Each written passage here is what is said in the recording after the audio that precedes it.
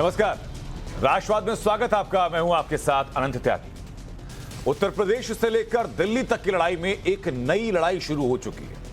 ममता बनर्जी की पार्टी ने पहले दूसरे दलों के नेताओं को इंपोर्ट करना शुरू कर दिया और उसके बाद कांग्रेस से किनारा करना शुरू कर दिया और अब सीधे सीधे कांग्रेस पर अटैक करना शुरू कर दिया है। ममता ने अब क्या कहा जिससे कांग्रेस में हड़कंप मच गया, पहले वो आपको सुना देता है। हमको क्या है इधर उधर जाने के लिए, हम इसी के लिए घूमने की कोशिश किया कि अगर हम जाएंगे तो हमारे साथ से ये लोग भी जाएगा, एक कंपटीशन बनेगा। दूसरी बात यह है, अगर कोई कुछ करते ही नहीं है, आधा टाइम आप विदेश में रहो तो पॉलिटिक्स कैसे होगा? पॉलिटिक्स में आपको कंटिन्यूअस एंडेवर देना चाहिए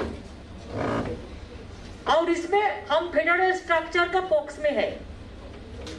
I want that federal structure should be strong, and it is better all the regional parties if we can work together. Regional party build up the national party. If all the regional parties are together, it is a very easy game to defeat the BJP. तो आपने सुना कि दीदी ने क्या कहा। राहुल गांधी आधे time विदेश में रहते हैं तो राजनीति कैसे करेंगे? दरअसल विपक्ष में कौन होगा, इसकी लड़ाई उत्तर प्रदेश से दिल्ली तक लगातार चल रही है। ममता बनर्जी पूरी कोशिश में है कि वो कैसे भी रीजनल पार्टीज को एक साथ मिलाकर दिल्ली में कांग्रेस का विकल्प बनकर खड़ी हो जाएं। और हालांकि पिछले कुछ दिनों में यह एक्शन दिखा भी है। ममता ने साफ साफ कहा कि वो यूपीए नहीं है। शरद जी सबसे सीनियर नेता है यूपीए के। आपको लगता है कि शरद जी को अब यूपीए का नेतृत्व करना चाहिए, चेयरमैन बनाना चाहिए? क्या यूपीए? अभी यूपीए नहीं है। यूपीए क्या है? शेयर करेगा बैठ के। मेरे को मन था कि आज जो परिस्थिति चल रहा है देश में, जैसा फैसिज्म चल रहा है, इसको खिलाफ में एक स्ट्रॉन्ग ऑल्टरनेटिव फोर्स बनाना चाहिए। अकेला कोई नहीं कर सकता है, जो स्ट्रॉन्ग जिधर में आए उसको लेके करना पड़ेगा। इसी के लिए Sharad ji is the senior most leader. बहुत दिन से हम शारद जी का साथ में काम किया है। इसी के लिए मैं शारद जी को साथ पॉलिटिकल कार्टेसी और डिस्कशन करने के लिए आई हुई है। अब मैं आपको दिखाना चाहता हूं कि कैसे ममता की पार्टी टीएमसी ने एक के बाद एक करके कांग्रेस से अपनी राह अलग करती हुई दिखाई पड़ रही है। सबसे पहले आप देखिए कि ममता की पार्टी ने कैसे एक के बाद एक करके विपक्ष के नेताओं को पहले इंपोर्ट किया। कांग्रेस छोड़कर के बीजेपी में कौन कौन लोग शामिल हुए देखिए आप। मुकुल संगमा शामिल हुए, पूर्व सीएम है मेघालय के। लुई जिन्हो फलेरिया शामिल हुए, पूर्व सीएम है गोवा के। कीर्ति आजाद शामिल हुए, पूर्व सांसद हैं बिहार के। अशोक तंवर शामिल हुए टीएमसी में, पूर्व अध्यक्ष हैं हरियाणा कांग्रेस के। ललितेश त्रिपाठी शामिल हुए, पूर्व विधायक हैं उत्तर प्रदेश के। ये वो लोग हैं जो कि बड़े चेहरे हुआ करते थे और अब बीजेपी में शामिल हो चुके हैं। ममता के अभी तक के एक्शन में कांग्रेस पर सीधा अटैक दिखा नहीं, लेकिन अब हालत यह हो चुकी है कि ममता महाराष्ट्र में जाकर के शरद पवार से मुलाकात कर रही हैं। यह मुलाकात लगभग 40 मिनट तक चली और इसके बाद प्रेस कॉन्फ्रेंस हुई। प्रेस कॉन्फ्रेंस में शरद पवार बगल में खड़े हैं और ममता दीदी कहती हैं कि वो यूपीए नहीं है। कांग्रेस की आलोचना कर रही है, वो भी उस महाराष्ट्र में जहां महाअघाड़ी सरकार है और कांग्रेस उस महाअघाड़ी सरकार की मुख्य पार्टनर है। शरद पवार की कोशिशों से ही कांग्रेस, शिवसेना और एनसीपी की एक साथ आने के बाद ही महाअघाड़ी सरकार बनी थी। या वो खूब याद भी होगा सरकार की तस्वीरें। और इसी को लेकर के आज राष्ट्रवाद में हम सवाल कर रहे हैं। राष्ट्रवाद में सवाल है कि क्या शरद पवार महाअघाड़ी से हट करके ममता बनर्जी के साथ जाएंगे? राष्ट्रवाद में सवाल है कि बीजेपी की टीआरपी क्या कांग्रेस के चलते हाई है और इसका मतलब क्या है? राष्ट्रवाद में सवाल है कि 2024 में मोदी वर्सेस कौन, राहुल गांधी या ममता बनर्जी? ये तमाम वो सवाल जिनका जवाब आज तलाशेंगे। जो खास मेहमान हमारे साथ जुड़ चुके हैं उनका तारुफ कराते हैं। हमारे साथ प्रेम शुक्ला जुड़ चुके हैं, प्रवक्ता हैं बीजेपी से। शांतनु गुप्ता हमारे साथ जुड़ चुके हैं, राजनीतिक विश्लेषक हैं। तहसीन पुनेवाला हमारे साथ हैं, राजनीतिक विश्लेषक हैं। उसके अलावा डॉक्टर अजीज खान हमारे साथ हैं, प्रवक्ता हैं समाजवादी पार्टी से। संजय गुप्ता शिवसेना से और शुभांकर भट्टाचार्य टीएमसी से हमारे साथ जुड़ चुके हैं। बहुत बहुत स्वागत आप सभी लोगों का। सबसे पहले शुभांकर भट्टाचार्य, मुझे बताइए जरा कि कांग्रेस मुक्त भारत का अभियान जो बीजेपी ने ठाना था, अब ममता बनर्जी आगे बढ़ा रही हैं क्या? देखिए, चीज ये नहीं है कि बीजेपी ने जो बढ़ाया था, लेकिन हमारे लिए सबसे बड़ा विपक्ष जो है हमारा बीजेपी है। दूसरी बात, जब हम बात करते हैं कि यहाँ पे विपक्षी एकता की, तो विपक्षी एकता में कभी भी जो है हम लोग कहीं पे, यहाँ पे चाहे वो कांग्रेस हो चाहे अन्य पार्टियां हो, मुद्दे पर हम लोग एक साथ रहे हैं और एक साथ रहते आएंगे। अभी इलेक्टोरल की अगर आप बात करते हैं कि अभी तो साथ आने की बात है ही नहीं, कहीं पे साथ आना साथ आने तो बात की बात है। यूपीए की बात उन्होंने खारिज कर दिया ममता दीदी ने, बिल्कुल सही बात है। इतनी यूपीए कहाँ है? यूपीए की बात तो तब आती जब कभी कोई भाई अगर हम रूलिंग की तरफ भागते या कोई चीज तब ना, गठबंधन की बातें तो तब आती है। आज बीजेपी का, आज हम लोग आप कहते हैं बीजेपी की सरकार है, कभी कहते हैं एनडीए की सरकार है, बोलते हैं आप एनडीए का नाम लेते एक बार भी कोई। अच्छा मुझे सर ये बताइए शुभांकर जी, मतलब ये माना जाए कि बीजेपी के सामने अब कोई कंसोलिडेटेड विपक्ष नहीं है, बीजेपी के सामने हर पार्टी अलग अलग है, ये आप मानते हैं? साहब देखिए, एक बात बता दूं, जब विपक्ष में है, आपने देखा जब संसद के उसमें से जब हम लोग उतरे, जहाँ पे हमारे सांसदों को जो है जिस तरीके से सस्पेंड किया गया, उसके खिलाफ तो सब लोग एक साथ, और उससे पहले मल्लिकार्जुन खड़गे ने बैठक बुलाई थी, सब लोग एक साथ थे ना, तो विपक्ष उससे पहले जो मल्लिकार्जुन खड़गे ने बैठक बुलाई थी उसका क्या हुआ सर? एक नहीं है भाई, है ना? मैं कह रहा हूं उससे पहले आप विरोध में तो साथ में आए, लेकिन उससे पहले मल्लिकार्जुन खड़गे जो पार्टी जो बैठक बुलाई थी उसमें थे क्या आप? देखिए फिर वही बात है, हम यहाँ पे बैठ के यहाँ पे कि कांग्रेस को चमकाने या बीजेपी को चमकाने या किसी और पार्टी को चमकाने के लिए नहीं बैठे हैं। हाँ। बात यहाँ पे थी कि जहाँ पे हमें विरोध करना है, जिस मुद्दे पे विरोध करना वहां पे विरोध कर रहे हैं। कांग्रेस ने भी विरोध किया, वहां पे हमने भी विरोध किया, तो एक साथ विरोध किया। अब ये मुश्किलें से तब पड़ती है जब आप बीजेपी का विरोध करते करते कांग्रेस का विरोध भी करने लग जाते हैं। मैं वापस शुभांकर आपके पास में लौट रहा हूं। तहसीन पूनावाला जरा बताइए मुझे कि यूपीए नहीं है, एग्जिस्टेंस यूपी का नहीं है, ये बात आप भी मानकर चल रहे हैं या खाली ममता बनर्जी मानती हैं? दिल को खुश रखने के लिए गालिब ये ख्याल अच्छा है तो ममता जी अच्छी, अगर ममता जी ये बात मानती तो उनको मुबारक हो, पहली बात। दूसरी बात, ये बात सोचना कि सिर्फ ममता जी के पार्टी कांग्रेस के लोग ममता जी की पार्टी में जा रहे, ये गलत। ममता जी के पार्टी कांग्रेस के लोग ममता जी की पार्टी में जा रहे, ये गलत है, क्योंकि आज आपने देखा, आज ही का उदाहरण है विजय सरदेसाई किस तरह से कांग्रेस में आ गए, राहुल जी से उनकी मुलाकात हुई और किस तरह से ममता जी की पार्टी पूरी तरह से घबरा दी। दरअसल बात क्या है, दरअसल राहुल जी लड़ रहे नरेंद्र मोदी जी के साथ और ममता जी लड़ने की कोशिश कर रही राहुल गांधी के साथ। लेकिन मैं आपको डेटा बता देता हूं, डेटा से अपनी बात समाप्त करता हूं। जितने भी डेटा है, चाहे और ये देश के सबसे प्रमुख डेटा है जिनका इस्तेमाल टाइम्स नाउ भी करता है, मैं एक उदाहरण देता हूं, यशवंत देशमुख सी वोटर का डेटा, यह बताता है कि नरेंद्र मोदी जी का सबसे बड़ा चैलेंजर आज राहुल गांधी जी है।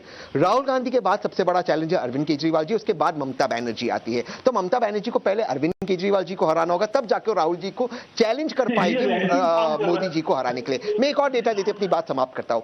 आज 2024 में जो युद्ध, जो लड़ाई होगी, इलेक्शन होगा, 160 ऐसी सीटें हैं, मैं 160 कंजर्वेटिव फिगर बोल रहा हूं, 160 ऐसी सीटें जिधर डायरेक्ट फाइट है कांग्रेस और बीजेपी के बीच में। तो बीजेपी मुक्त सरकार जो बनेगी वो उस पर निर्भर होगा कि कांग्रेस इन 160 सीटों में क्या परफॉर्मेंस करती है। लेकिन तो बीजेपी मुक्त करने की जो कोशिशें चल रही है सर, उसमें अम्ब्रेला पार्टी कौन सी होगी? अम्ब्रेला पार्टी कांग्रेस रहेगी, ये जो नया मोर्चा देशव्यापी तौर पर चला रही है Mamata Banerjee, umbrella party TMC रहने वाली है? या मैं चाहूंगा कि डॉक्टर अजीज खान इस बात का जवाब दें। मैं आपको क्लियरली बता देता हूं, इसमें मैं समाजवादी पार्टी के लिए मैं एक लाइन में इसका जवाब दे दूं, एक लाइन में इसका जवाब दे दूं। जी जी जी, हाँ तहसीन बताइए।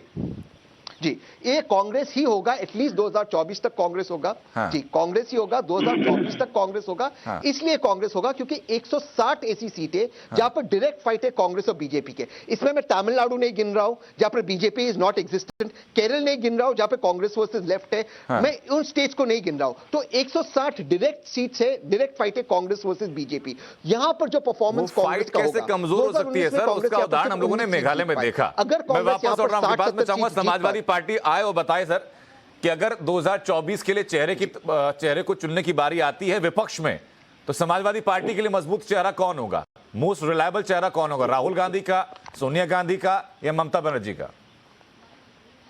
देखिए 2024 अभी हम उस पर जो चर्चा कर रहे हैं, मुझे लग रहा है वो चर्चा बहुत मुनासिब नहीं है। अभी बहुत लंबा वक्त है। आज देखिए मौजूदा हालत में समस्याएं क्या हैं, हमें इस पर चर्चा करना बहुत आवश्यक है, क्योंकि हम देख रहे हैं लगातार जिस तरीके से कल आप देख रहे हैं संसद में हंगामा हुआ। नहीं सर, मौजूदा समस्याएं तो ये भी है ना कि अभी तक तो खाली बीजेपी के ऊपर आरोप था कि कांग्रेस के लीडर्स को तोड़ रही है, अभी आरोप टीएमसी के ऊपर भी है और ममता खुद को मजबूत नेतृत्व के तौर पर स्थापित भी कर रही है। तो आप मान रहे हैं कि नहीं मान रहे हैं इस चीज को? देखिए सर, एक बात आप कि राजनीति में हर शख्स अपने आप को स्टैब्लिश करना चाहिए। किन परिस्थितियों में और किन हालात में वो स्टैब्लिश होता है, कब क्या स्थिति बनती है, अभी चूंकि 3-4 साल है, लंबा वक्त है, इसलिए उस पर बहुत ज्यादा अच्छा, वेट एंड वॉच की सिचुएशन में आप हैं? नहीं सर, मुझे मौका दे, जो मौके भी बात है थोड़ा सा उसे रखने जी। देखिए आज क्या स्थिति है ये आप देखिए, देश में कुछ विघटनकारी ताकतें हैं जो देश को तोड़ना चाहती, देश को कमजोर करना चाहती। हम चाहते पहले उनसे लड़े, हम आपस में लड़ लेंगे, आपस में हम लड़ेंगे, भिड़ेंगे, बात करेंगे, मामले सलटेंगे, आएंगे जाएंगे, सारी समस्याएं होंगी। लेकिन अभी जो ताकतें देश को तोड़ना चाहती है, जो समाज को कमजोर कर रही है, हमें उससे लड़ने की जरूरत है। कई बात ममता दीदी का मामला है, राहुल गांधी जी का मामला है, सोनिया गांधी जी का मामला, ये सारे मामले हम आपस सर ये बातें अगर टीएमसी और कांग्रेस भी समझे तो कम से कम दोनों दलों के नेताओं का आपस में आदान प्रदान होना बंद हो जाएगा ना, कम से कम। प्रेम शुक्ला जी, मैं चाहूंगा कि बताएंगा कि बीजेपी इस चीज को कैसे देख रही है, क्योंकि विपक्ष का मजबूत होना सत्ताधारी पार्टी के लिए सबसे बड़ा चैलेंज होता है। देखिए, विपक्ष को अपनी बातें रखने का अधिकार है। विपक्ष के लोग जो है वो वन अप महसूस भी कर सकते हैं। कोई बहुप्रांतीय दल है, कोई प्रांतीय दल है। अब जैसे कांग्रेस जो है वो 3-4 प्रांतों में वो भारतीय जनता पार्टी से सीधे लड़ने की स्थिति में है। टीएमसी एक स्टेट ऐसा है पश्चिम बंगाल का जिसमें वो भारतीय जनता पार्टी से सीधे टकराने की स्थिति में है। अब इसमें से लोग जो है, जो भाजपा विरोधी दल है, वो किसका नेतृत्व स्वीकार करते ही उन दलों पर निर्भर है। इसमें से बहुत सारे दल ऐसे हैं जिन्होंने अभी तक जो है यूपीए में जाना या यूपीए के बाहर रहना या ममता बनर्जी के नेतृत्व में अगर कोई और गठबंधन खड़ा होता है तो उसको चुनना, ये उनके ऊपर निर्भर करता है। भारतीय जनता पार्टी के लिए तो सारे दलों के साथ जो भी विरोधी दल है, जो भी हमारे साथ वैचारिक विरोध रखते हैं, ऐसे वैचारिक विरोधी दलों के साथ जो है के विरुद्ध अपने आप को समर्थ तरीके से लड़ाना, ये भारतीय जनता पार्टी का नेतृत्व जो है ये निर्णय लेगा। और भारतीय जनता पार्टी पूरे देश में जो भी विपक्षी दल है उनसे अपने नीतियों और कार्यक्रमों के आधार पर लड़ने की स्थिति में है। ठीक है सर, मैं वापस लौट रहा हूं आपके पास, लेकिन इसी बीच एक बड़ी खबर सारे सामने आ रही है। मैं वो बता दें कि कांग्रेस महासचिव केसी वेणुगोपाल ने बयान दिया, उन्होंने बिना नाम लिए ममता बनर्जी पर निशाना साधा और केसी वेणुगोपाल ने कहा कि कांग्रेस के बिना बीजेपी को हराना महज एक सपना है। भारतीय राजनीति की हकीकत सब जानते हैं, ये कहा है केसी वेणुगोपाल ने। कहा कि अगर कोई ये सपना देख रहा है कि कांग्रेस के बिना बीजेपी को हराया जा सकता है तो वो सपना ना देखे, वो सच नहीं हो सकता। तहसीन पूनावाला, आप स्वीकार कर रहे हैं इस चीज को?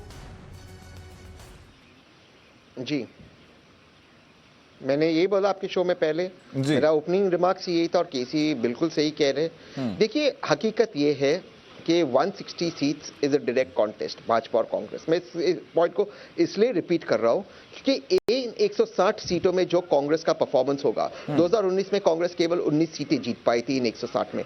अगर इन 160 सीटों में 2024 में कांग्रेस 60 से 80 सीटें जीत लेती है, जो मुझे लगता है पॉसिबल है क्योंकि नरेंद्र मोदी जी का परफॉर्मेंस इतना खराब रहा है, तो फिर जो भाजपा मुक्त सरकार बनेगी उसमें सेंट्रल फिगर कांग्रेस ही होगी। और 160 में कंजर्वेटिव ये कह रहा हूं। दूसरा जो भी डेटा है बताता है राहुल गांधी उनके मेन ऑपोजिशन है, तो ममता जी अगर चाहती है कि वो विपक्ष में आए, वो मोदी जी के खिलाफ चेहरा बने, ये एक अच्छी चीज है, उनका स्वागत है। लेकिन हकीकत 2024 तक यही है कि कांग्रेस ही प्रिंसिपल ऑपोजिशन है। ठीक है सर, एक छोटा सा रिएक्शन केसी वेणुगोपाल के इसी स्टेटमेंट के ऊपर शुभंकर भट्टाचार्य आपसे, उसके बाद चलूंगा फिर मैं संजय गुप्ता के पास। शुभंकर, समस्या यही है, आज अगर ये बात कहीं ना कहीं सही है जो बार बार ममता जी बार बार कहती है कि आज हमारा जो विपक्ष है वो कमजोर इसी एक थॉट प्रोसेस की वजह से है। एक तरफ कांग्रेस चाहती है कि भाई भाजपा का हम विरोध करें क्योंकि वहां पे क्या है, वर्चस्व की लड़ाई आ जाती है और वही वर्चस्व का जो है पोजीशन एक भाषा में सुनने को आता है कि आप कांग्रेस को छोड़ के दो ही पार्टियां हो सकती हैं जो कि यहाँ पे जो है हम लोग राज कर सकते हैं। बात यहाँ पे यही की जाती है, दो ही पार्टियां हो सकती हैं।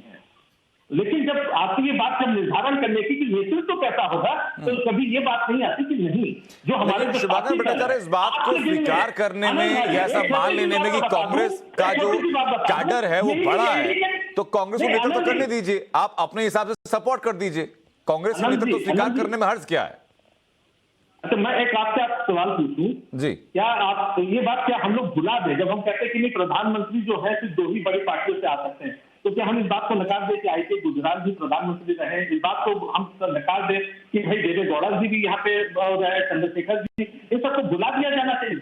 ये सवाल आप लोगों से पूछना चाहिए एक बार खुद से। जब प्रश्न ये आता है कि ये हम लोग ने माइंडसेट बना दिया है कि नहीं, ये सिर्फ तो यानी अभी आपकी तरफ से औपचारिक ऐलान है कि ममता बनर्जी के मन में महत्वाकांक्षा है प्रधानमंत्री पद तक पहुंचने वाली, ये औपचारिक ऐलान है आपकी तरफ से? है ही नहीं, बात महत्वाकांक्षा की तो कहीं से है ही नहीं। हाँ।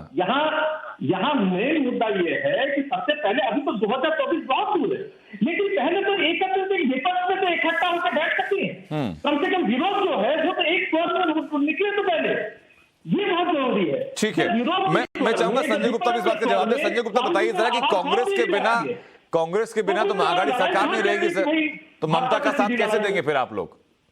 संजय जी।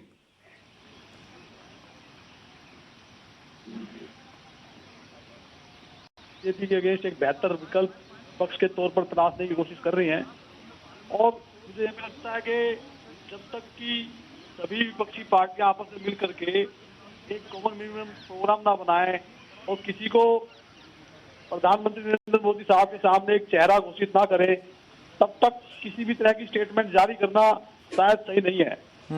आज सरकार के रूप में पक्ष के सामने एक सबसे मजबूत चेहरा अगर प्रधानमंत्री नरेंद्र मोदी साहब का है, तो उसके सामने चेहरा कौन, ये एक महत्वपूर्ण सवाल है, क्योंकि जब तक वो मेन चेहरा नहीं होगा तब तक बीजेपी के खिलाफ लड़ना और बीजेपी को हराना और बीजेपी का विकल्प तलाश करना, ये एक बहुत मुश्किल काम है। तो शिवसेना के लिए वो चेहरा कौन सा है सर?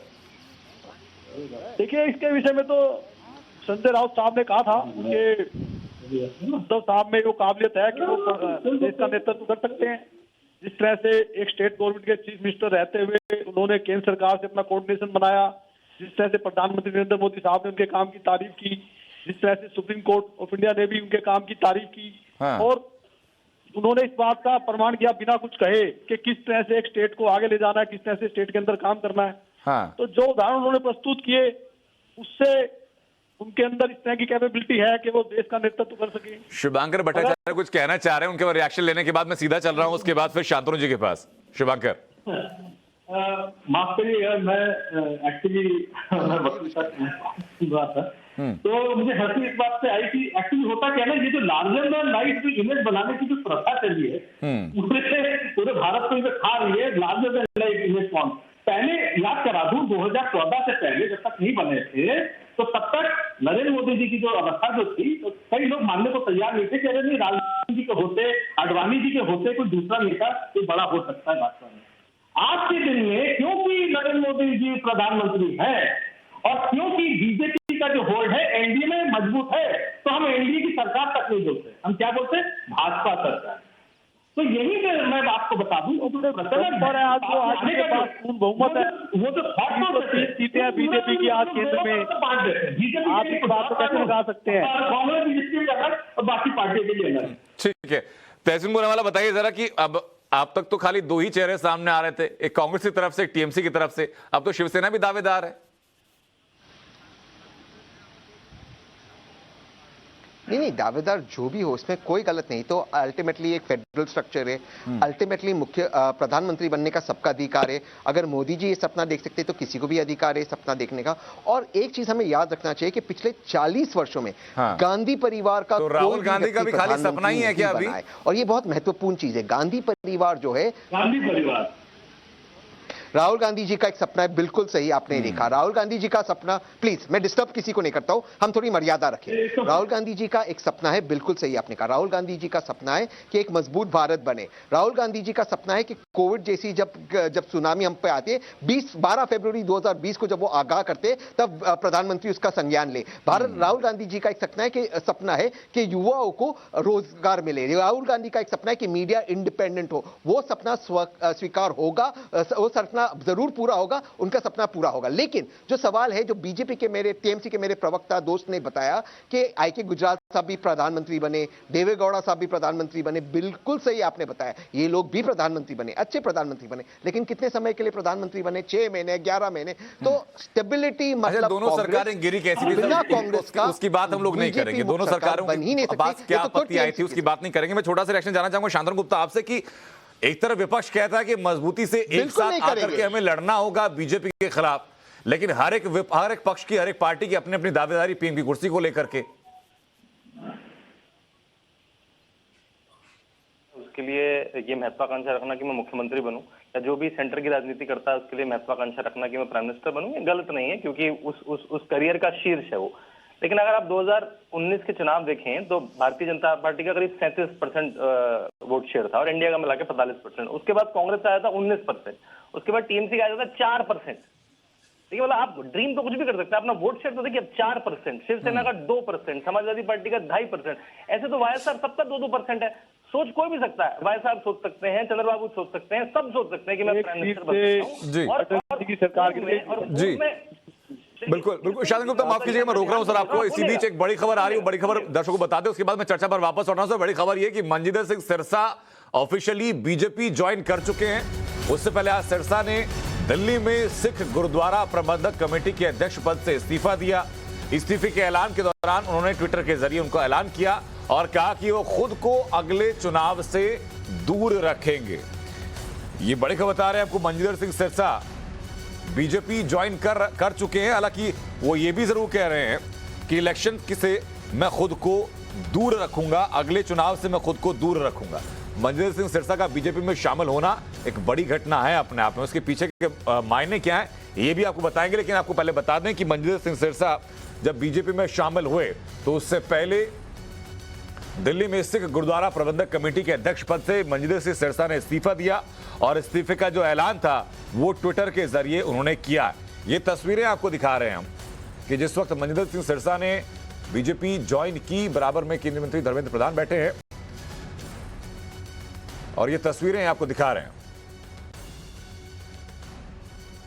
अब सवाल ये बन जाएगा कि पंजाब चुनाव एकदम नजदीक है, तो क्या पंजाब चुनाव के लिहाज से बीजेपी को इसका फायदा मिलेगा? क्योंकि मनजिंदर सिरसा 84 सिख दंगों के जो पीड़ित हैं उनकी मुखर आवाज रहे हैं। दिल्ली की रजौरी गार्डन से विधायक भी रह चुके हैं सिरसा और 2017 में अकाली के टिकट पर चुनाव लड़े थे। किन्हीं कारणों को लेकर के अकाली का जो रास्ता है वो बीजेपी से अलग हुआ। Delhi Sikh gurdwara committee management committee के अध्यक्ष भी रह चुके हैं, उससे इस्तीफा भी दे दिया गया और अब बीजेपी का दामन थाम लिया मनजिंदर सिंह सिरसा ने। पंजाब चुनाव को लेकर के ये इंपॉर्टेंट डेवलपमेंट है, मनजिंदर सिरसा का बीजेपी में शामिल हो जाना। तो मनजिंदर सिरसा का बीजेपी में शामिल होने के मायने क्या है आपको समझाएंगे। उससे पहले राष्ट्रवाद की चर्चा हम जारी रखते हैं। शांतनु गुप्ता कुछ कह रहे थे सर, अपनी बात आप पूरी कीजिए। मैं वही कहूंगा कि देखिए महत्वाकांक्षा कोई भी रख सकता है, लेकिन जो टीएमसी जिसका हम चर्चा से शुरू हुए थे उसका 4% वोट शेयर है। तो यहाँ मैं तहसीन से एग्री करूंगा कि ऐसी कोई सरकार जो गैर भाजपा सरकार है उसमें कांग्रेस ना हो या कांग्रेस बाहर से सपोर्ट ना करती हो, मेरे ख्याल से इसकी कोई मुझे मैथमेटिक्स नहीं दिखाई देती। कुछ ऐसा हो जाएगा कि टीएमसी का 4% वोट 8 भी हो जाएगा अगर 2024 में, तो I will be super surprise. मतलब ये भी एक आश्चर्य की बात होगी। तो लेकिन ये मुझे होता दिख नहीं रहा है, क्योंकि ये देखिए सारी पार्टियां प्राइवेट लिमिटेड पार्टियां हैं। लेफ्ट और बीजेपी को छोड़ के आपको पता नहीं टैलेंट कैसे लेना। आपको पता है कांग्रेस में वो परिवार में आपको अक्कड़ बक्कड़ बम्बे वो करेंगे, आपको सोनिया गांधी, राहुल गांधी, प्रियंका गांधी, बस खत्म। आप टीएमसी में जाएंगे 2 लोग, अब टीएसआर में जाएंगे 3 लोग। तो जब इनका पॉलिटिकल टैलेंट जब ऊपर आएगा तो ये बन जाएगा कौन ऊपर जाएगा, और इसी के चक्कर में कभी महागठबंधन हो नहीं पाएगा। हमने देखे थे कुमार स्वामी जब शपथ ले रहे थे सबके हाथ एक से हाथ में थे, सबने हाथ ऊपर करे, लेकिन वो 8-8 दिन बाद, एक हफ्ते बाद सबको गाली देने लगे आपस। तो मेरे ख्याल से कहीं पे आप लेफ्ट के अगेंस्ट में लड़ेंगे, कहीं पे आप लेफ्ट के साथ लड़ेंगे। तो मतलब 2014 के बाद से इन लोगों की इतनी किरकिरी हो चुकी है, मेरे ख्याल से इनको ये नहीं समझ में आता कि आज राजनीति क्या होगी हमारी और कल राजनीति। उस महत्वाकांक्षा का आधार क्या है सर, ये भी हम लोग जानेंगे। लेकिन उससे पहले प्रेम शुक्ला जी, क्या ये चीजें और आसान करेंगी बीजेपी के लिए राह कि एक साथ आने की बात तो करते हैं लेकिन महत्वाकांक्षा आगे आड़े आ रही है? देखिए, भारतीय जनता पार्टी जो है अपने काम के बूते चुनाव में जाती है। अब जो है विपक्ष में एक होगा, विपक्ष अनेक होगा। अब देखिए उत्तर प्रदेश में जब भारतीय जनता पार्टी चुनाव लड़ने पिछले लोकसभा का गई, 2014 में भारतीय जनता पार्टी के विरुद्ध उतना सशक्त गठबंधन नहीं था। 2019 के चुनाव में सपा बसपा दोनों एकत्र आकर चुनाव लड़ी। भारतीय जनता पार्टी का मत प्रतिशत बढ़ गया, 51% हम हो गए। तो ये इस बात का संकेत है कि भारतीय जनता पार्टी आदरणीय नरेंद्र मोदी जी के नेतृत्व में अपने पन्ना प्रमुखों से लेकर प्रधानमंत्री तक जो परिश्रम की पराकाष्ठा करते हैं, जिस तरह से हमारा कार्यकर्ता परिश्रम करता है, जनसेवा में स्वयं को समर्पित करता है, उसके आधार पर हम चुनाव में जाते हैं। अब उसमें जो है गणित क्या है कि टीएमसी मान लीजिए कि क्षेत्रीय पार्टी, मान लीजिए कि कल जो है महाराष्ट्र में शिवसेना और एनसीपी दोनों टीएमसी को समर्थन दे, तो भाई कांग्रेस का तो वहां कुछ वोट है, टीएमसी का क्या वोट है वहां, एनसीपी या शिवसेना को वो क्या ट्रांसफर करेगी। मान लीजिए कि टीएमसी उत्तर प्रदेश आए तो सपा या बसपा को कौन सा वोट ट्रांसफर करने वाली है। कांग्रेस आज देखिए मृतप्राय अवस्था में होने के बावजूद कांग्रेस के पास अभी बहुत सारे राज्यों में मत प्रतिशत है जो वो ट्रांसफर करने की स्थिति में भी हो सकती है। ऐसे में अभी तो आज का जो वक्त है उसमें कांग्रेस की जो संभावनाएं हैं वो टीएमसी से बेहतर है, लेकिन ये सतत रहेगा क्योंकि लगातार कांग्रेस का जो है क्षरण होता चला गया, इरोजन लगातार होता गया है। अगर इस स्थिति का लाभ टीएमसी उठाने का प्रयास करती है तो ये उसके राजनीतिक कौशल पर निर्भर करता है कि कितना सफलता उसको मिलेगी। लेकिन शुभाकर भट्टाचार्य, अगर टीएमसी को अगर बीजेपी तक नहीं मानती कि आप कहीं 3 में 13 में कहीं हैं, तो किस बूते आत्मविश्वास इतना है कि 2024 में अम्ब्रेला पार्टी आप होंगे? आनंद जी, पहले तो मैं एक छोटी सी बात आपसे कहूंगा कि देखिए, जब हम अभी पहले यहाँ पे दो बातें हैं, एक लीडरशिप पार्टी की तो बात तो कोई बहुत बात नहीं, हम 2024 का आकलन आज जो है 2021 में बैठ के कर रहे हैं। अभी सामने जो है अभी इलेक्शन है, और पहले मैं बता दूं कि पहले के संदर्भ में आज की चीजें इतनी अलग हैं क्योंकि पहले हम लोग क्षेत्रीय पार्टी कह सकते थे, लेकिन अब हमारे साथ हर एक क्षेत्र से नेता जुड़ रहे हैं, हर एक प्रदेश में नेता जुड़ रहे हैं, हर एक जगह पे हमारी, लेकिन वो उन्हीं पार्टियों से टूट करके जुड़ रहे हैं जिनका आप साथ चाहते हैं। देखिए बात वही है, मैं फिर से वही बात कह रहा हूँ। यहाँ पे जब मैंने पहली बात एक कही कि लीडरशिप एक बहुत बड़ा इशू है, जैसे इन्होंने कहा प्रधानमंत्री नरेंद्र मोदी जी की बात कभी गुणगान कर रहे थे, तो क्या एक बात मैं ये मान लूं कि योगी जी वो भी तो बहुत मेहनत कर रहे हैं, अपनी जगह पे उनका भी नाम बड़ा होता चला जा रहा है, तो क्या योगी जी को आप बढ़ने नहीं देंगे? क्या योगी जी का नाम कभी ऊपर नहीं आएगा? क्या ये बात आप पहले से कह देना चाहते हैं? आप लोग तो ये कहते हैं कि जिससे अच्छा काम से उसका नेतृत्व बड़ा, योगी जी भी बड़ा नेतृत्व, आप ही की पार्टी की बात कर रहा हूँ। अब मुझे बताइए कि कल के दिन में अगर यहाँ पे भाजपा फिर से पूरी तरीके से अगर आती है, गुजरात के हालात आप देख रहे हैं, तो तब आप योगी जी को क्या मोदी जी से बड़ा नेता मानेंगे, बराबर से नेता मानेंगे? क्या उनको आप एक बार उनको मौका देंगे? तब तो आप कहिए कि हर पार्टी में 2 ही नेता है, किसमें 3 नेता है, किसमें 4 नेता है, तब आप बात करिएगा। हाँ, लेकिन ये हर एक चीज में है।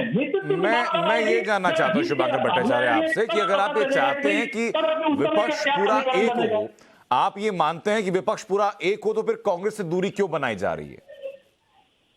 देखिए एक चीज है, मैंने तो एनडीए की आप सरकार देख रहे हैं, यूपीए की भी आप सरकार देख रहे हैं, कांग्रेस पहले से मान के चलती है कि भाई हमारे साथ आप आइए, ठीक है ना, लेकिन यहाँ पे जो बड़ी आवाज होगी, जो बड़ा प्यारा होगा, वो ये मानने को नहीं तैयार है कि अगले नेता को भी सम्मान जाना चाहिए। बड़े पार्टियों में ये दिक्कतें हैं। आज के दिन में एनडीए, मानता हूं एनडीए में बीजेपी का बहुत बड़ा वो है, इसलिए छोटी पार्टियां दब से चुप बैठी है, लेकिन कहीं भाजपा का अगर वोट शेयर कम होता, अगर सीट कम होते, सीट देने का ये रहता, तो क्या आपको लगता है कि इनके साथ जो भटक जाए? सर, टीएमसी के मुकाबले तो कांग्रेस का वोट शेयर कहीं ज्यादा, टीएमसी तो पासंग भी नहीं है उसके। 2019 के चुनाव के नतीजे आप उठा के देखिए, उनका उदाहरण आपको अभी भी शांतनु ने दिया भी था। मैं रिएक्शन चाहूंगा संजय गुप्ता आपसे कि जो लगातार ममता बनर्जी की मुलाकात भी हुई है, ठाकरे परिवार से मुलाकात हुई, शरद पवार से मुलाकात हुई, इसका मतलब हम लोग क्या निकालें? देखिए इस विषय में तो ममता बनर्जी जी ने खुद कहा था कि अभी उनका मकसद महाराष्ट्र में जाने का, एक फॉर्मल मीटिंग करने का है, साथ ही साथ जिस तरह से इस कोरोना काल में औद्योगिक मंदी आई है, उसी कुछ दृष्टि से मिलना चाहती थी वो, ताकि वो पश्चिम बंगाल में आकर के भी कुछ व्यवसाय करे, व्यापार करे, रोजगार आए, औद्योगिक मंदी थोड़ा सा कम हो। नहीं सर, आपकी महाआघाड़ी सरकार में जो पार्टी आपकी पार्टनर है ममता, उसी से दूरी बना रही हैं, जबकि आप लोग मुलाकात कर रहे हैं। देखिए मुलाकात तो कोई किसी से भी कर सकता है, मुलाकात हुई, क्या बात हुई, इससे तो कोई, अच्छा, मतलब जिनके साथ सरकार बनी है उनके साथ कोई निष्ठा का मतलब नहीं है? मिलने से किसी की निष्ठा का खत्म हो जाती है, मिलना तो कोई ऐसी बात नहीं है, मिलना तो सकते ही है। आपके ऑडियो में कोई दिक्कत आ रही है सर, हम उसको फिक्स करते हैं, वापस मैं लौटूंगा आपके पास। राष्ट्रवाद में चर्चा लगातार जारी है, सभी खास मेहमान हमारे साथ लगातार बने हुए हैं। अजीज खान साहब बताइए जरा कि 2024 में मोदी बनाम ममता हो, इसलिए 2021 में ममता बनाम सोनिया कर दिया गया। देखिए अनंत जी, जो चर्चा मैं सुन रहा हूं लगातार, बड़ी गंभीरता से मैं मनन कर रहा हूं कि देखिए अभी कब की बात है, 2024 का इशू है, आज उस पर मंत्रणा हो रही है। ये वाकई में बहुत मुनासिब वक्त नहीं है। रही बात ममता दीदी की, तो नो डाउट कि वो दौड़ भाग कर रही है और उनका दौड़ भाग किस स्थिति पे उनको ले जाता है वो बात का इशू है। हम पहले भी मैंने कहा था और अभी भी मैं कहना चाह रहा हूं, देखिए 2022 का चुनाव उत्तर प्रदेश का जो बहुत अहम है, और उत्तर प्रदेश से ही जो रास्ता खुलता है वो सेंटर का रास्ता खुलता है। आज उत्तर प्रदेश की स्थिति क्या है, आप खुद अंदाजा लगाएं कि आज उत्तर प्रदेश में बहुत उहापोह की स्थिति है। यहाँ की जनता में एक आक्रोश है, बड़े स्तर पर आक्रोश है। हमें उस आक्रोश को समझना पड़ेगा। ममता दीदी को भी आक्रोश को समझना पड़ेगा, कांग्रेस को भी उस आक्रोश को समझना पड़ेगा, क्योंकि यहाँ की जनता अपने आप को ठगा महसूस कर रही है। उसको यह एहसास हो रहा है कि जो मैंने 4.25 साल पहले जो माइंडेड दिया था बीजेपी को, मुझसे गलती हुई। आज आप देखिए बांदा में, अंदाजा लगाएं कि किस कदर रैली हुई वहां पे, क्या जन सैलाब था, आप अंदाजा लगाएं। वही आपने कहा सर केंद्र की सत्ता का रास्ता यूपी से होके जाता है, बात बिल्कुल वाजिब है। तो क्या इशारा माना जाए कि महत्वाकांक्षा भी नेताजी के अंदर ये है अभी कि उत्तर प्रदेश में बेहतर प्रदर्शन करें तो 24 में हम भी खड़े हो जाएं? देखिए वो वक्त बताएगा सर कि क्या कब किन परिस्थितियों में क्या हालात बनेंगे। हम उस पर अभी चर्चा नहीं करना चाहते, लेकिन इतनी बात जरूर कहना चाहूंगा कि उत्तर प्रदेश बहुत ही निर्णायक स्थिति में रहता है और उत्तर प्रदेश की एक अहम भूमिका है, उसको आप इग्नोर नहीं कर सकते, उसको डिनाई नहीं कर सकते। आप एक बात आज आप अंदाजा लगाएं कि बुंदेलखंड में आप अंदाजा लगाएं कि वहां 19 की 19 सीटें बीजेपी के पास थी। आज आप देखिए क्या स्थिति है आज वहां पे, वहां पर इन्होंने कोई काम नहीं किया। लोग प्लान कर रहे हैं, दूसरे प्रदेशों में जा रहे हैं, वहां कोई इंडस्ट्री नहीं लगाई, कोई काम नहीं किया वहां पे। वहां पे आज गरीबी बढ़ गई है, लोग भूखों मर रहे हैं। लेकिन सर 2012 से 17 के बीच में जो सरकार थी, उस सरकार ने भी बुंदेलखंड में पानी की ट्रेन भेजी थी ना। वो ट्रेन कितने पानी के साथ पहुंची थी, कितने डब्बों में पानी था? 17 में जो मैंने काम किया, चाहे वो सोलर प्रोजेक्ट का हो, चाहे वहां सड़कों का मामला हो, चाहे पानी का मामला हो, चित्रकूट, उस चित्रकूट जो राम की नगरी है, जिसकी वजह से 2 सीटों से 325 का सफर बीजेपी ने तय किया, उस चित्रकूट धाम का भी कोई उद्धार नहीं। ठीक है, शांतनु तो बताइए जरा कि पश्चिम बंगाल में ममता बनर्जी ने एक बेहतर जीत दर्ज की तो उनको राष्ट्रव्यापी फायदा मिलता हुआ दिखाई पड़ रहा है, कम से कम दौड़ भाग उनकी यही कह रही है। उत्तर प्रदेश के नतीजे भी तय करेंगे नेतृत्व विपक्ष में किसका होगा? बिल्कुल, उत्तर प्रदेश का बड़ा चुनाव है। उत्तर प्रदेश में बड़ी सीटें हैं, वो राज्यसभा भी डिसाइड करता है और आगे की दिशा क्या होगी वो भी डिसाइड करता है। लेकिन हमने उत्तर प्रदेश में खासकर देखा है, अगर मैं विधानसभा की बात करूं तो सपा बसपा ने जब सरकार बनाई है तब उनका वोट शेयर आनंद भाई 30% गया, मतलब पीक है। सपा का बेस्ट परफॉर्मेंस है 30% जब वो सरकार बनाते हैं, बसपा का बेस्ट परफॉर्मेंस है 30% जब वो सरकार बनाते हैं। लेकिन 2014 से गेम बिल्कुल अलग हो गई है। भाजपा 40, 42 और 50 पे पहुंच चुकी है और ये लोग 22, 22.5 पे हैं। तो जैसे मैंने टीएमसी के लिए कहा था कि अब सपा 22 से उठ के 40 पे पहुंच जाएगी, ऐसा उसने कुछ नहीं करा। ऐसा बसपा ने कुछ करा ना ऐसा सपा ने कुछ करा। तो मेरे ख्याल से ये ठीक है, चुनाव के समय हम ये सब आकलन करते हैं। और जहां तक रहा सेंटर में पोजीशन का, तो कांग्रेस की 52 सीटें हैं, 52 सीट्स हैं, तो कौन वो 50 सीट्स ला पाएगा? ममता जी इस समय 20 सीट में कहां है वो 32 सीटें जो लेके आएंगी? मेरे ख्याल से टीएमसी के जो सपोर्टर हैं, प्रवक्ता है, बताएं वो कौन सी 32 सीटें हैं जो ममता जी लाने वाली हैं, जो 20 से 32 पे पहुंच पाए। आपने सपा के लिए कुछ कहा सर, उसका जवाब डॉक्टर अजीज खान देना चाह रहे हैं, उसके बाद चलूंगा तहसीन जी के पास। डॉक्टर अजीज खान, देखिए सर, शांतनु जी जो कह रहे हैं वो एक परसेप्शन क्रिएट कर, इनको शायद अंदाजा नहीं है कि जो सीटों का शेयर बता रहे हैं साहब, आप जरा 17 और 12 में अंदाजा लगाएं कि 17 की स्थिति क्या थी, 12 की स्थिति क्या थी। 12 में जो हमको सीट मिली थी वो कितनी मिली थी? 312। उलट गया मामला, 17 में आपको 312 मिला करके सहयोगियों को मिला करके 325 मिला। वोट परसेंटेज का स्थिति देखें आप, पलट गया। इसी तरीके से चाहे वो बीएसपी हो, कांग्रेस से जो भी लोग, अरे भाई आप सुनिए ना मेरी बात, अरे भाई आप हल्ला ना करिए, मेरी बात सुनिए। मैं तो इतना कह रहा हूं आपका वोट आप तो बहुत बुद्धिजीवी आदमी है सर, आप बहुत बुद्धिजीवी आदमी है, मुझे मौका दें, मैं थोड़ा सा मुझे मौका दे बात करने। हम ये कह रहे हैं 12 से 17 में बदलाव आया, 17 से 22 का फिर बदलाव रिवर्स होने जा रहा है। उत्तर प्रदेश में कभी भी मुख्यमंत्री रिपीट नहीं होता है। हाँ, ये जरूर है कि योगी जी प्राइम मिनिस्टर के दावेदार जरूर है 24 के, वो रिपीट करेंगे। उनकी स्थिति मजबूत हो रही है, पूरे देश में दौड़ करके हर प्रदेश में जा रहे हैं और बड़े स्तर पर जहां जहां गए हैं वहां बेड़ा गर्क कर दिया है, चाहे वो पश्चिम बंगाल हो, चाहे वो आपका छत्तीसगढ़ हो, कर्नाटक हो। बहस से हम लोग जा रहे हैं, लेकिन जिस वक्त शांतनु कुछ कह रहे थे उसी वक्त तहसीन कुछ कहना चाह रहे थे। तहसीन, देखिए, दो चीज है, आपको ये समझना होगा कि कांग्रेस की जो सीटें, अगर मैं टीएमसी का 1 मिनट स्पोक्स पर्सन बन जाता हूं, मान लो कि मैं टीएमसी का स्पोक्स पर्सन हूं और मैं वेस्ट बंगाल में बहुत अच्छा परफॉर्मेंस करता हूं, तो कितनी सीटें आती है मेरे पास? मैं वेस्ट बंगाल को स्वीप भी कर लेता हूं, तो 42 सीट्स। उसके बाद गोवा में मेरे पास 2-3 सीट्स, यानी कि मैं रुक जाता हूं 44 या 45 पे अगर मैं टीएमसी हूं। लेकिन कांग्रेस जो इस वक्त 52 पर है, 160 सीटों में उसका परफॉर्मेंस अच्छा नहीं था 2019 में, 2014-2019 में। अब कांग्रेस की अपेक्षा है, क्योंकि परफॉर्मेंस बड़े आए, कांग्रेस छत्तीसगढ़ जीता है, अन्य राज्यों में उनका परफॉर्मेंस अच्छा है, मध्य प्रदेश जीता है, वहां पर कांग्रेस का परफॉर्मेंस बढ़ेगा। वहां डायरेक्ट फाइट है कांग्रेस और बीजेपी का, तो ये 52 पर कांग्रेस के और 60 से 70 सीट ऐड होगी, यानी कांग्रेस जाएगी 110-120।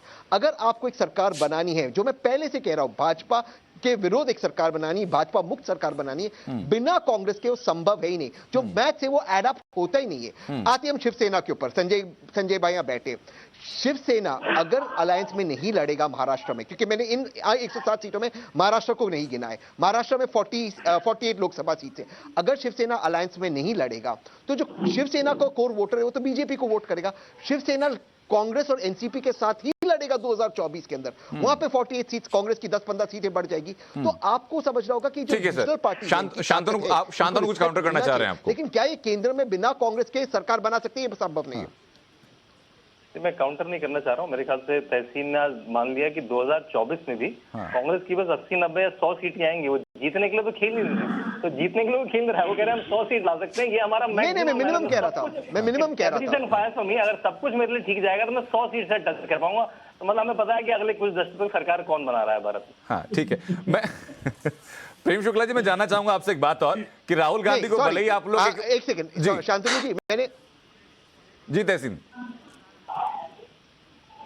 नहीं, मैं आपको क्लियर कर दूं, मैं वो 160 सीटों पे से 80 सीट्स कह रहा था।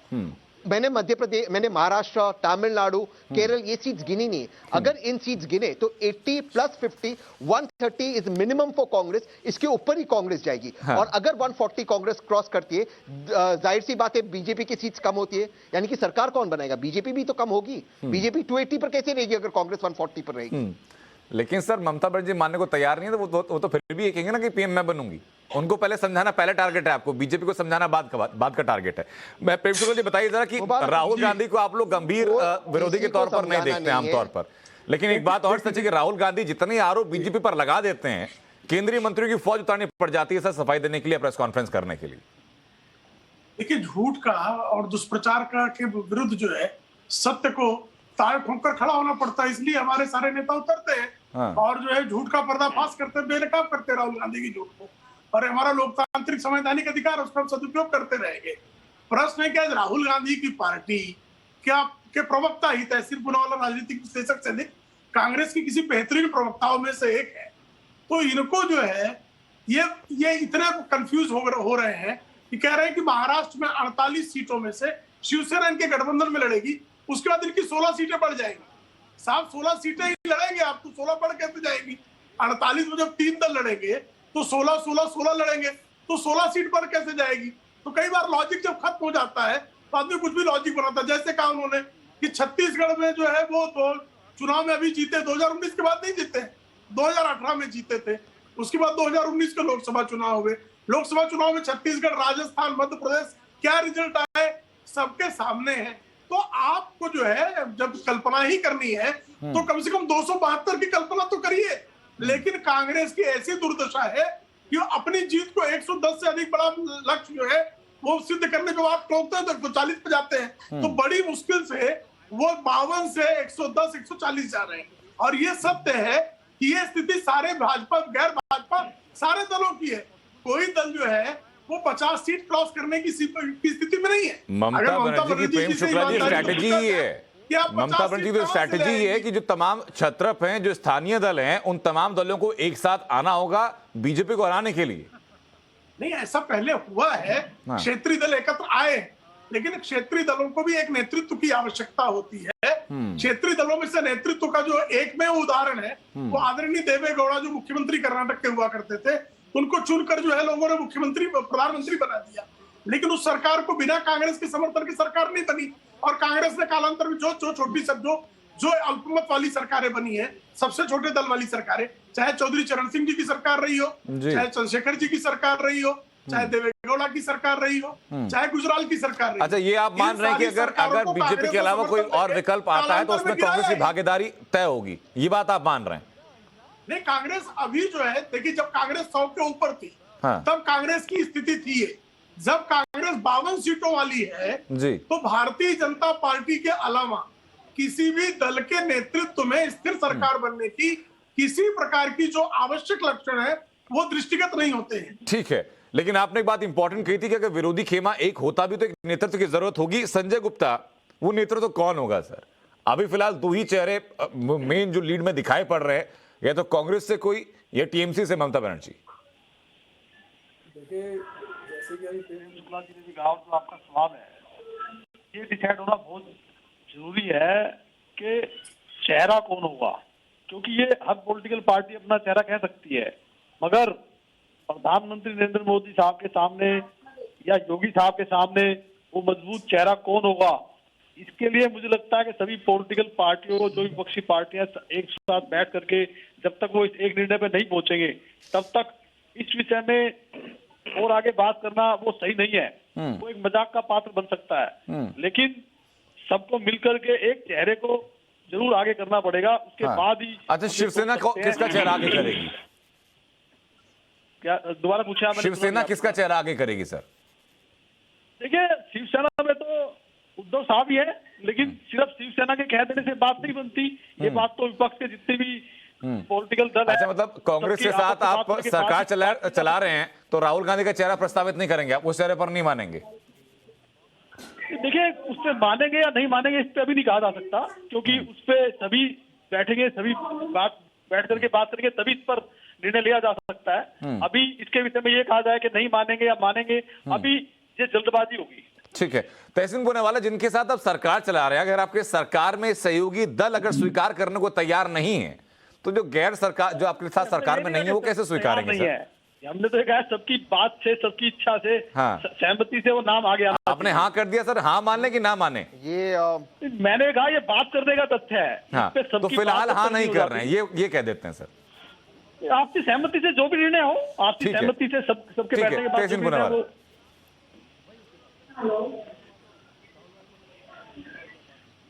देखिए, इस वक्त यूपीए में न टीएमसी है न शिवसेना है, तो वो क्या कहते हैं इससे कोई फर्क नहीं पड़ता। सवाल ये है कि इस वक्त यूपीए में जो भी दल है वो सोनिया जी को चेयरपर्सन मानते हैं। सोनिया जी इस वक्त यूपीए की चेयरपर्सन है और आगे जो भी फैसला लेगा यूपीए लेगा। अगर टीएमसी या शिवसेना को यूपीए के बारे में कुछ कहना है, वो यूपीए में शामिल हो जाए, उसके बाद वहां पर कोई चेंजेस हो गए। आज पवार साहब का स्टेटमेंट क्या था? पवार साहब, ममता बनर्जी तो कह रही है कि यूपीए एग्जिस्ट करता ही नहीं, और पवार साहब बराबर में खड़े हुए थे कि हम सब, वो ममता जी की राय है ना, ठीक है, वो ममता जी की राय है, मैं उसको रिस्पेक्ट करता हूँ, ये लोकतंत्र है। लेकिन पवार साहब ने क्या कहा उसके बाद? पवार साहब ने ये कहा, उनके स्टेटमेंट पे आप ध्यान रखिए, पवार साहब ने कहा कि ममता जी चाहती है सब लाइक माइंडेड पार्टीज एक हो, हम यूपीए में और उनकी बात को हम सुनने आए और मिलने आए, इसलिए शिवसेना भी मिलने आए। तो पवार साहब ने इस बात को इनकार नहीं किया, इस बात को एक्सेप्ट नहीं किया कि यूपीए नहीं है, वो तो यूपीए का हिस्सा है और सोनिया जी उसकी चेयरपर्सन है। क्या पवार साहब ने कहा? एक छोटा सा रिएक्शन शुभांकर, मैं जानना चाहूंगा आपसे कि जैसे एक एक करके कांग्रेस के नेताओं को आप टीएमसी में शामिल करवा रहे हैं, क्या मतलब है? क्या कोशिश ये कि महाअघाड़ी सरकार से भी किसी तरह सेंध लग जाए? अनंत भाई, मेन बात ये नहीं है। आज मुझे एक चीज देख के बड़ा ताज्जुब और थोड़ा सा खुशी भी हुई कि आज पहली बार ऐसा है कि भाजपा के प्रवक्ता और कांग्रेस के प्रवक्ता एक ही भाषा बोल रहे हैं, कि दोनों ही जगह ये चीज स्पष्ट रूप से बोल रहे हैं। बीजेपी के अगर प्रवक्ता की बात माना जाए तो ये बात है कि हम एनडीए जरूर बनाएंगे, लेकिन वर्चस्व की राजनीति हमेशा भाजपा की रहेगी, उसको सबको मान के चलना पड़ेगा। वही भाषा जो है तहसीन पुनावाला जी भी कह रहे हैं कि भाई यूपीए बिल्कुल हमको कबूल है, लेकिन यूपीए में और किसी का वर्चस्व नहीं, कांग्रेस का वर्चस्व वही सिर्फ यहाँ पे चल पाएगा। ये दो चीजें एक जैसी सुनने में आई, दो पार्टी की यही एक बात जो है ये सुनने में आई। तो यानी 24 में आप केंद्र की सत्ता के लिए लड़े, उससे पहले आप कांग्रेस में, यूपीए में कांग्रेस के वर्चस्व से लड़ रहे हैं। देखिए, बात यह है कि ममता जी हमेशा इस बात को अगर आप देखें, आपको याद होगा कि जब हम लोगों ने एक महागठबंधन प्रस्तावित किया था और एक मंच पर तमाम नेता एक साथ एकजुट हुए थे, उसका कारण ये था कि पहले तो विपक्ष एकजुट हो। अगर हम किसी चीज का विरोध करते तो कम से कम एक साथ आवाज तो निकाले, लेकिन उसमें क्या हुआ, कांग्रेस उसमें से भी थोड़ी सी पीछे हट गई। हाँ, उन्होंने मल्लिकार्जुन खड़गे जी को भेजा जरूर था, लेकिन उन्होंने भी एड्रेस करने से मना कर दिया था। वो बैठते जरूर थे, तो आगे नहीं आए थे उस पर से। तो बात ये आती है कि जब हम कोई भी बड़ी पार्टी, अगर वो कहते हैं कि भाई नहीं हम लोग गठबंधन तो कर सकते हैं, लेकिन गठबंधन में आपको ये मानना पड़ेगा कि हमारा वर्चस्व तो हमेशा कायम रहे, तभी हम कोई गठबंधन। ठीक है सर, यानी एक बात साफ हो गई कि दावेदारी अपनी अपनी है, लेकिन सबसे पहले विपक्ष की जो पहली लड़ाई है वो है नेतृत्व से लड़ना। यानी नेतृत्व किसका होगा इस बारे में सबकी दावेदारी अपनी अपनी, कौन दावेदारी सबसे कबूल करवा पाएगा, पहला चैलेंज ये। बहुत बहुत शुक्रिया आप तमाम लोगों का चर्चा में शामिल होने के लिए, चर्चा को बेहतर करने के लिए। इसी बीच एक बड़ी खबर और कि बीजेपी नेता अमित मालवीय ने एक ट्वीट किया, कहा ममता और शरद पवार की मुलाकात पर यह ट्वीट है। उन्होंने लिखा कि ममता बनर्जी ने यूपीए को मरा हुआ बताया, महाअघाड़ी के मेंबर के सामने यूपीए को मरा बताया, कांग्रेस बेशर्मी के साथ महाविकास अघाड़ी में शामिल है, यह अमित मालवीय ने ट्वीट किया। उसी बात को लेकर के अभी राष्ट्रवाद में सवाल उठाया गया कि जब ममता ने कहा कि तो शरद पवार बराबर में खड़े हुए थे, तो क्या महाविकास अघाड़ी इस बात से सहमत है? और इसी बात को लेकर के अमित मालवीय ने भी ट्वीट किया। बीजेपी नेता अमित मालवीय ने ट्वीट किया कि ममता बनर्जी ने यूपीए को मरा हुआ बताया, महाअघाड़ी के मेंबर के सामने तो कांग्रेस फिर भी शर्म नहीं आती, कांग्रेस बेशर्मी के साथ महाविकास अघाड़ी में